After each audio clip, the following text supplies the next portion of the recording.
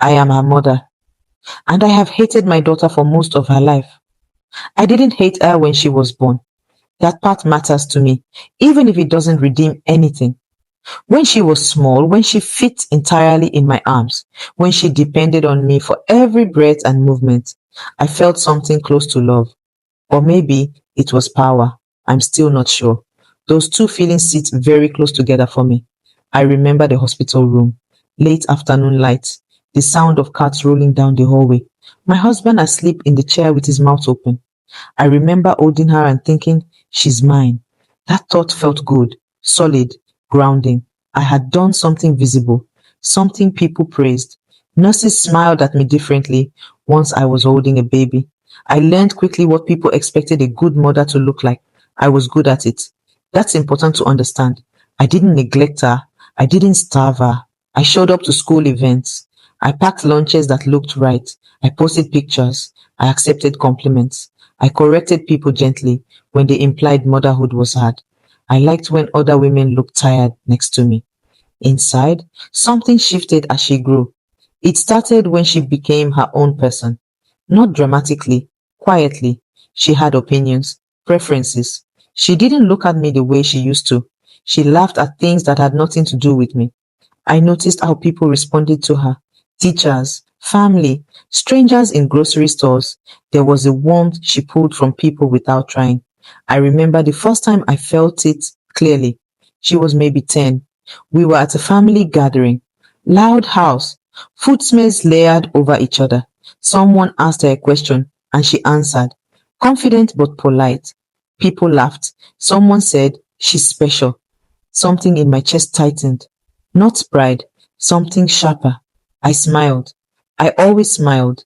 Jealousy doesn't feel the way people describe it. It isn't green-eyed rage. It's quieter. It's a low hum of irritation.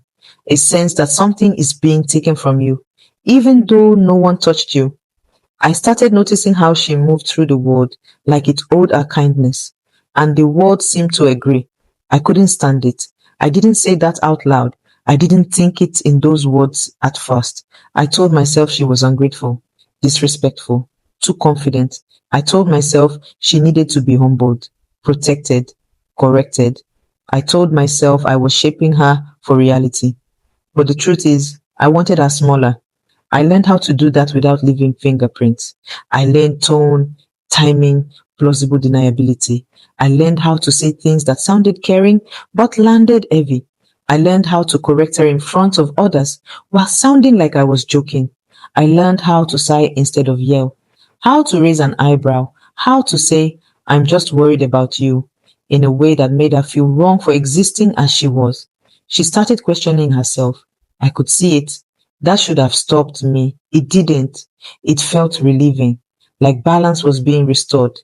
When she did well, I minimized it. When she struggled, I leaned in. I told myself that was normal parenting. Other mothers backed me up. Family members nodded. Friends said I was strong, disciplined, honest. I kept receipts of my goodness, photos, stories, sacrifices. I reminded her of everything I had done for her. I reminded her how much I gave up. I reminded her that motherhood wasn't easy. I reminded her who fed her, who clothed her, who stayed. Love to me became leverage. When she got married, I thought it would pass. I thought another woman would take the spotlight and I could rest. I was wrong. Her husband adored her. It was obvious. The way he looked at her when she spoke, the way he listened, the way he touched her arm gently when passing behind her. He treated her with a softness that made my teeth ache. I watched him do things for her that no one had ever done for me, without resentment, without performance. He didn't keep score. I hated that more than I expected to.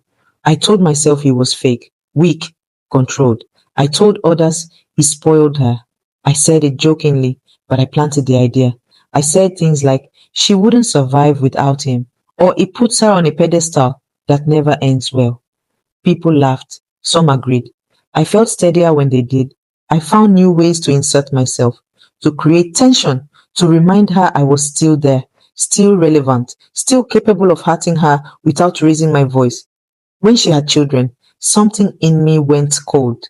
Everyone assumed I would soften, that grandchildren would heal something. That maternal instinct would bloom again. It didn't. I didn't like them. I didn't hate them the way I hated her, but I didn't feel warmth. They were extensions of her, proof that life continued to give her things. I performed affection well. I held them when people were watching. I bought gifts. I took photos. I told stories about how much I loved being a grandmother. People believed me. That part came easily. Alone, I felt irritated, overstimulated, trapped. Their needs annoyed me. Their laughter felt loud. Their presence reminded me that she had built something without me. I never said this to anyone. I still don't, except here. There are people around me who help keep this intact. Friends, family, people who benefit from my version of events. They excuse me. They explain me. They say things like, that's just how she is, or, you know she means well. They redirect blame. They question her memory. They tell her she's sensitive, dramatic, ungrateful. I don't have to walk alone. That's the truth. There are always people willing to help a mother look good. Gaslighting is not some grand scheme. It's repetition. It's calm denial.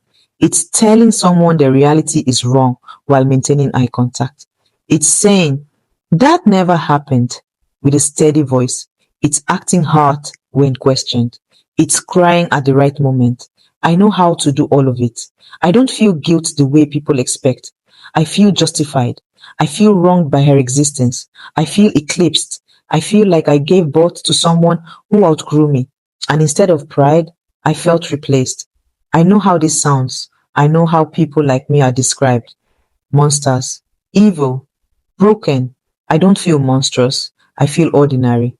I feel like many women who were never taught how to love without competition. I cared for her when she was little. That's true. But care is not love.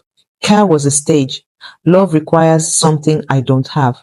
Something that doesn't ask for applause. Something that doesn't need to be chosen first. I don't know if I wanted to confess because I'm tired or because I want to be seen accurately, even once. I don't know if naming this changes anything. I doubt it does. She's distant now, polite, guarded. She speaks to me like someone handling glass. I tell people she's cold. They agree. They don't ask why. Sometimes, late at night, when the house is quiet and no one needs anything from me, I wonder what would have happened if I had let her shine without trying to dim her. I don't sit with that thought long. It makes me feel something close to grief, and I don't like that feeling. I don't know how this ends. I only know this is true. If this story resonated with you, like, share, and leave a comment. Subscribe for more confession stories and turn on notifications so you don't miss the next one. Thank you for listening.